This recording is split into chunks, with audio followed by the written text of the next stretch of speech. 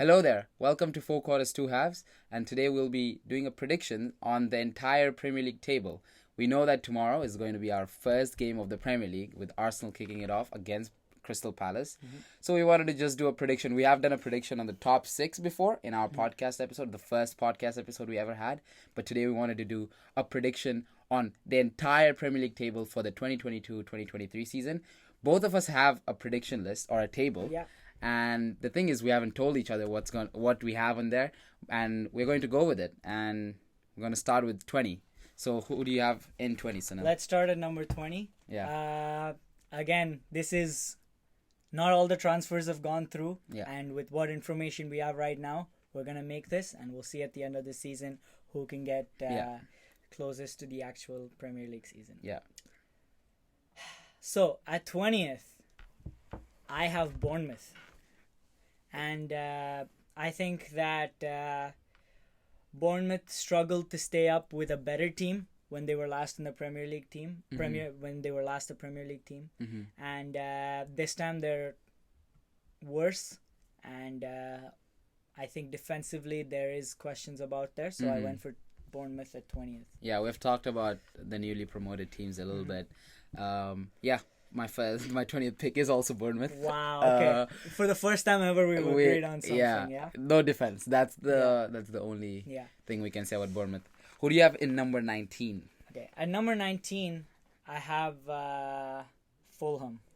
Wow. And, again, we agree. I have Fulham on 19 as well. Okay. And I don't think there's any reasons we need to give for that. They've, I think, the past 3-4 seasons they've been in the Premier League is reason enough, right? Yeah. Okay. Yeah. At number 18. I have, it's going to be all three of the promoted teams going to relegate for me. I'm going with Nottingham Forest at number 18. Guess who I have? Let me take a guess. Okay. I think you're a little wild. Did you go with Everton at 18? No, I didn't. I went with Nottingham Forest. We've agreed on all three of the relegation teams. Oh, that's interesting. And let's go with number 17 then. Yeah, I went a little wild with number 17, but I think I have some good reasons for 17. I think Everton has lost a lot of its core players. Right. Richarlison, they did lose also last year, Lucas Digne. They're a good left-back player who was very essential to that defense. And I think Everton, since the last year, they've been having their struggles under Lampard, and I think it will continue. They will end up 17. They will survive the Premier League, but they'll stay 17. Okay, that's a good shout. Yeah. At 17, I think mine is more wilder than yours. Okay. I have Brentford coming 17. Oh, wow. Okay. Because I think second season syndrome is a real thing in the Premier League. Okay. For example, Sheffield United, they finished in the top 10 and got relegated. Yeah. Leeds United, they finished in the top half and then they 17th. They finished 17th last season and they were really struggling. Their team didn't change much from the previous season, but they still struggled. And that second season syndrome is a very real thing. But I do think they have the quality and the sort of cohesion within the team because they've been together for a long time to stay up. But I think they will barely stay up. At 17, I have Brentford. That's fair enough, but both of them. I mean, I think mine is a little more. Not wild, but it's probably surprising. But that's just how Everton has been the last couple of seasons. So, I went with Southampton on 16th. I went with Southampton at 16 too. That's crazy. That's insane. Okay. That's four same picks. Yeah, and I think that's because they have not improved too much. Yeah. And they've again gone the same way where they invest in their young players. Yeah. And although I think that they will be decent and they will have their moments where they compete against the top teams, I don't see them having an insane finish this season. I think 16th, they make it out without any issues. Right. Hopefully no 9-0s in there for them this season. But Southampton I have at 16 as well. Okay, that's 16. Yeah, we have talked about Southampton before. We are going to move into 15th. Who do you have on 15th? At 15, I have who you had at 17th. Okay, I have Everton. that's Everton. Okay. And I think Everton, like you said, they have not improved. They've lost one of their best players, which is Richarlison. And Calvert-Lewin seems to be injured for the start of the season. And Whether he can continue being fit and be that version of himself we saw a couple of seasons ago is Right. still a question. And their defense is getting older. They did sign Tarkowski from Yeah. Burnley, and that's a really good signing. And they have England's number one goalkeeper in Pickford in goal as well. And I think that will be something I personally will keep them up, because they have that experience Right. and they have that defensive units like Michael Keane as well, right? So Sure. 15th for Everton is my pick. Who do you Yeah. have? 15th, I have Leeds United. I think they struggled last season, Yeah. coming 17th. They did change their manager last season too, with Marcelo Bielsa leaving. I don't see their team getting any better than they already were last season, because they also lost their main player in Calvin Phillips. 100%. Bamford underperformed, I would say, last season compared to what he was the season before. So I don't think they can achieve anything better than 15th. So that's why I put them in 15th. Fair enough. I put moving on to the 14th place. Yeah. I'm continuing because my 14th is Leeds. Right. And in 14th place, I have Leeds United because, again, a majority of their underperformance last season was sort of put on to the fact that Calvin Phillips was injured for the majority of it. Right. And now they've completely lost Calvin Phillips. Although they've replaced him with some players. They've had Rosa from Bayern come Right, in. yeah. And they've also had some defensive signings, Aronson. And I think Rodrigo is coming back into form. And they've lost by far their best player, Rafinha, to Barcelona. Oh, yeah. I could not forget about that. Yeah. And he is their number one goal threat last season, no question about it, especially with Bamford injured. Yeah. So I think that this will be a struggle for them to get the goals to keep up. And I can see at the start of the season, they will have some trouble putting the points on the board, and I can see them even going lower than 14. Yeah. And I agree with you that 15th seems like a very realistic goal for Leeds, and I've gone for 14th for Leeds. Yeah, that's fair. My 14th pick is Wolves. I have gone with Wolves for 14 because, again, last season I think they came 12th, I think. Jimenez is staying injury prone. He has been injury prone for the last 2 seasons, I think, having his injuries, and he's their main goal threat. Yes, they have Pedro Neto. Yes, they have Dendoncker. Yes, they have Moutinho. They are good players. These are mostly Portuguese players, really good players. But I still don't know whether losing still key players like Matt Doherty 2 seasons ago, I think they lost him. They also lost some of their, I think they're also, like, their defense is also aging. Connor Cody's not getting any younger. They have Kilman. He's a good defender as well. But I think Wolves will struggle, and I went with Wolves for 13th. Is it now or 14th? You said Wolves 14. Yeah. 14. Wolves 14. And at 13, moving on, I have Brighton.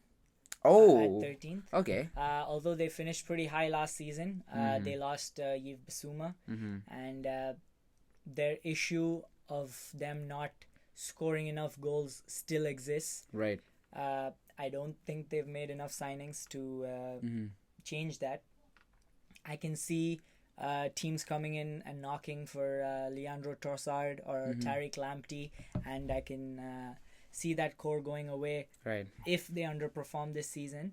And Brighton, I think they will be a little worse than last season, so I've put them down at 13th. Yeah, my 13th is Brentford. I think they're gonna. I don't know about the second season syndrome. It might be a vast generalization by you, but I mean, it's not a vast generalization in terms of it's happened. it's a trend. It's a trend that we've noticed the past 3 years, 4 years. Maybe there is something more deeper than that. Just being a vague trend. I think it's probably like there must be some reasons why these teams are not performing in the second season. I guess we'll find out. We'll find out.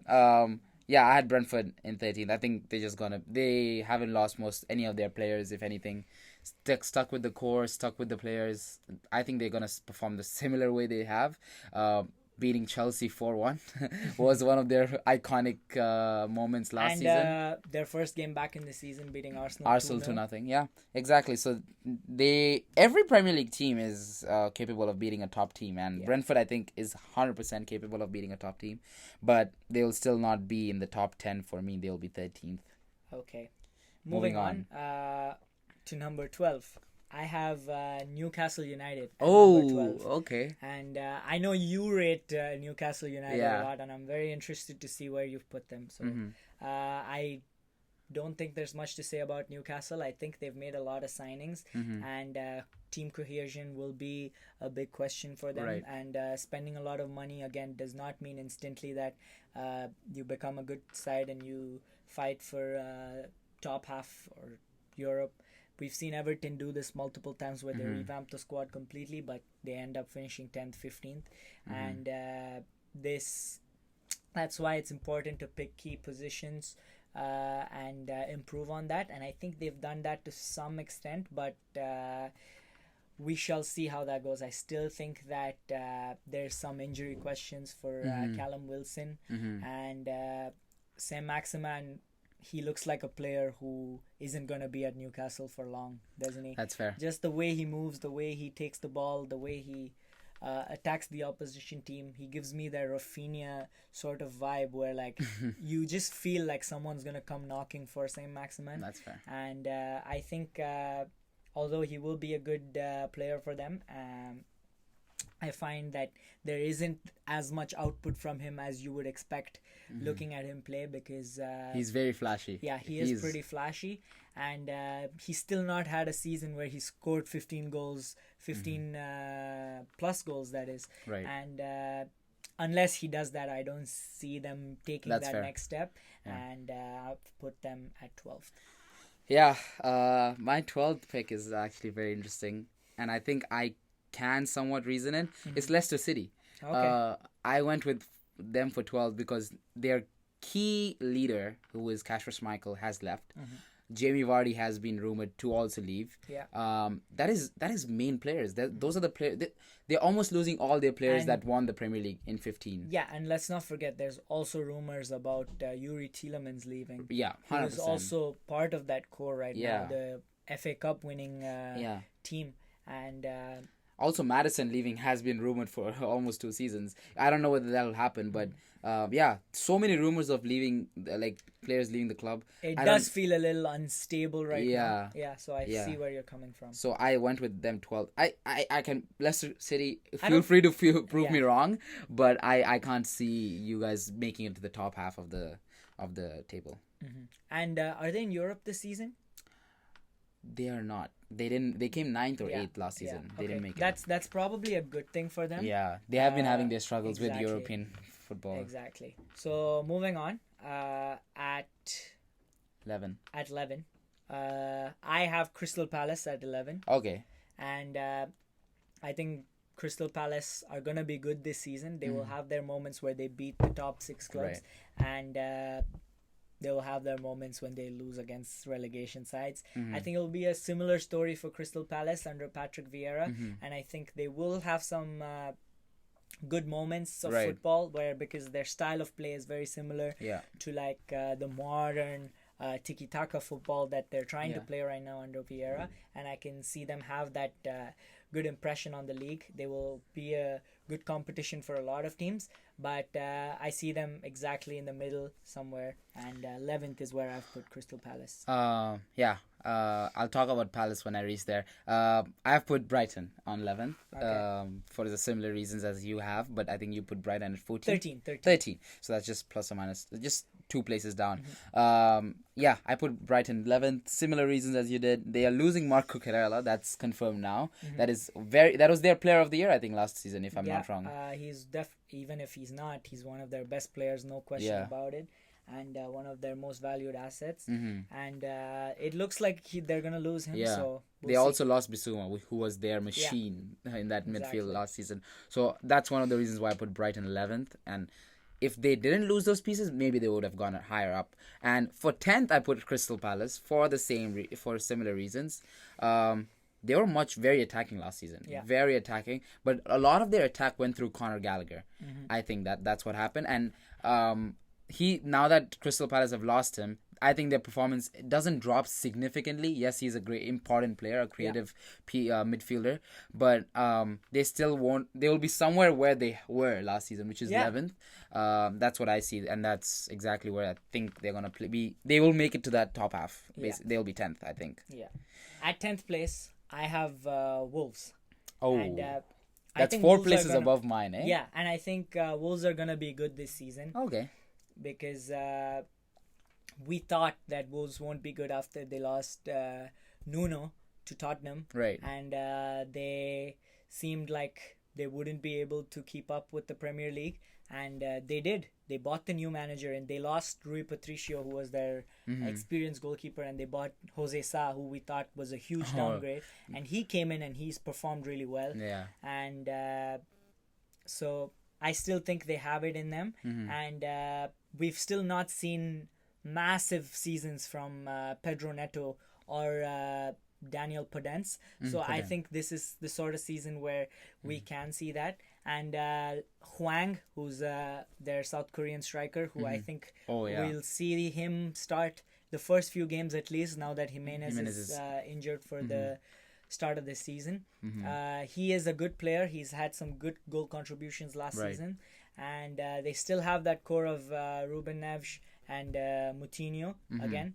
Right. And I can see them go a little bit further this season. Maybe I can see them even come 8th maybe, but I've put them down as in the 10th position. That's fair. They are. I'm not saying they're not exciting wingers. I just have some concerns about their defense. Going forward, we are in the top half. We have past 10th. We're gonna go 9th, and I've gone Aston Villa 9th. That's a very good pick. I think Aston Villa is going to perform well this season. Really well, yeah. And notice I still haven't said Aston Villa, and I will not, because at 9th I have Leicester.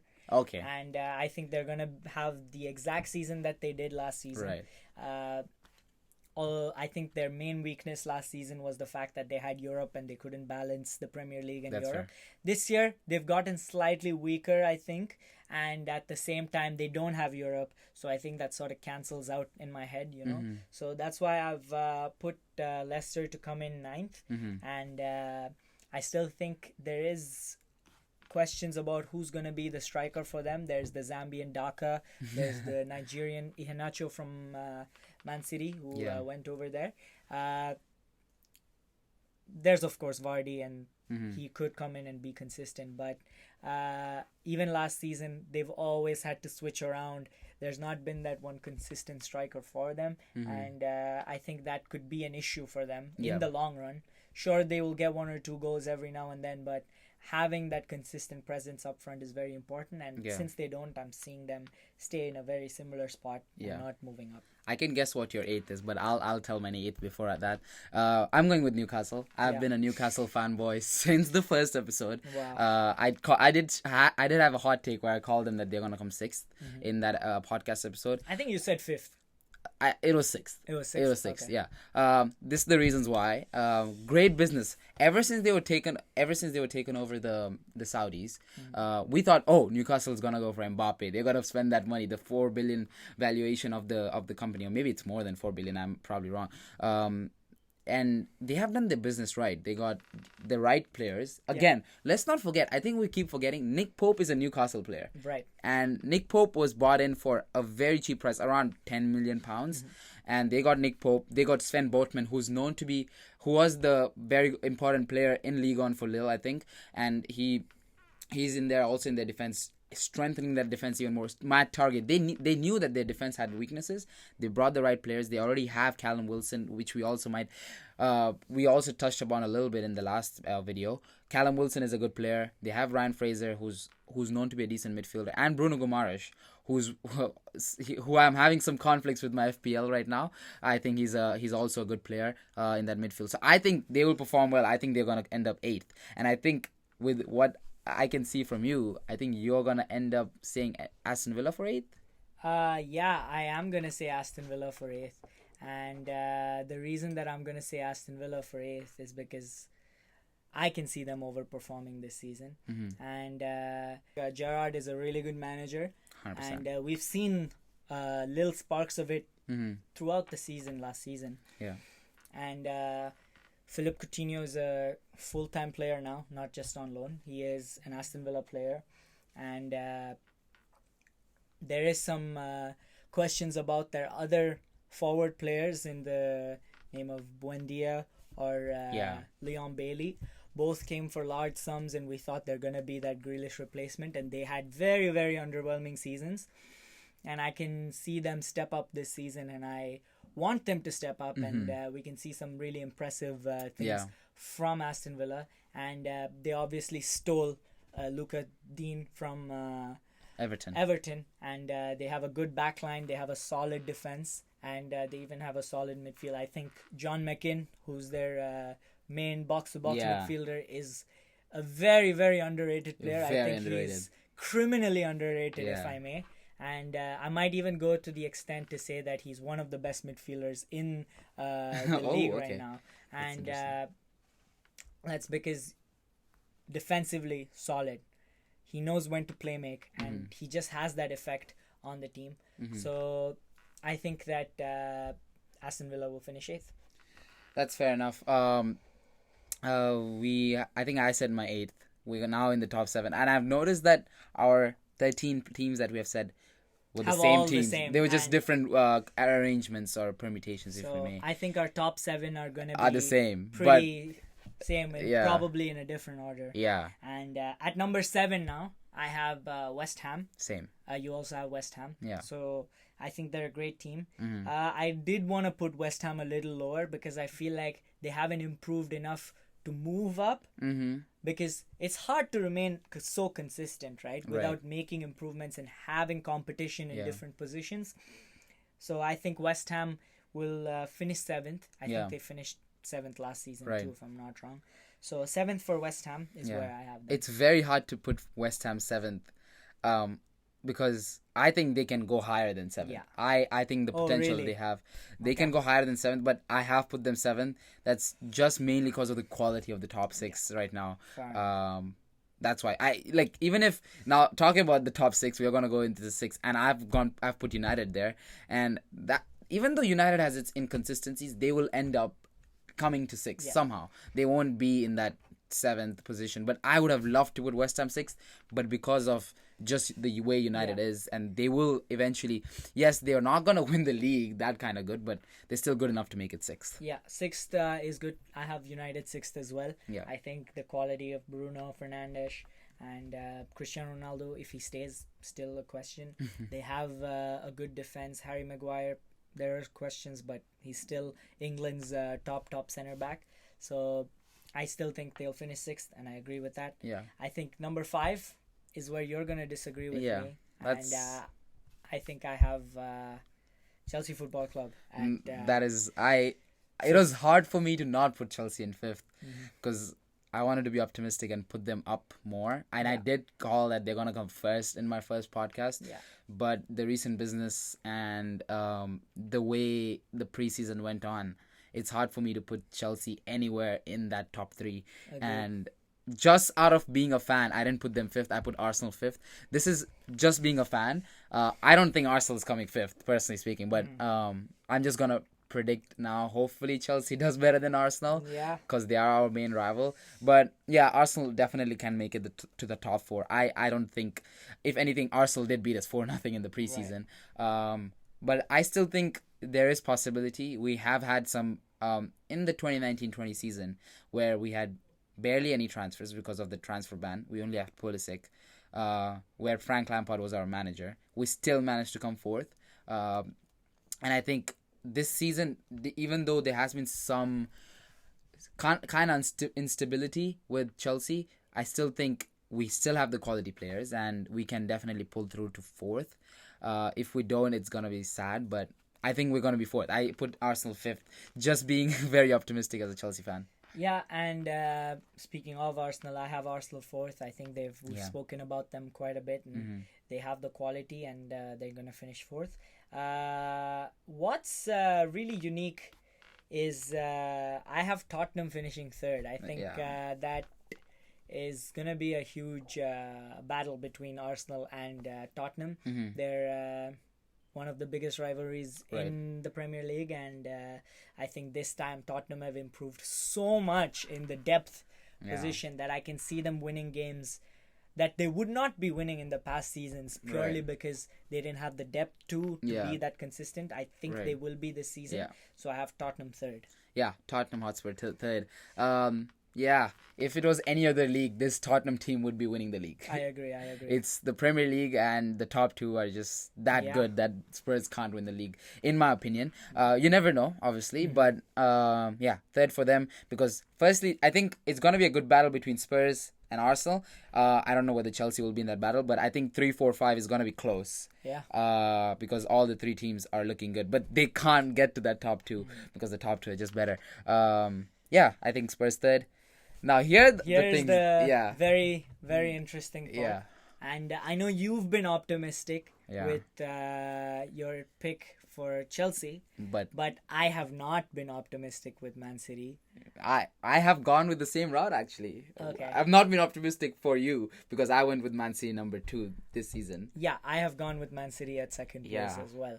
I think, although I think that the Community Shield isn't any indicator as to how the league will go, I still think Haaland will take some time to get fit into the squad. Totally. And there's so many issues with left backs now, and we are going into this season with 2 starting fullbacks, and I think that's going to be a big deal because that was one of the main issues in Guardiola's first season here. He had only 2 quality fullbacks, and we ended up coming 4th.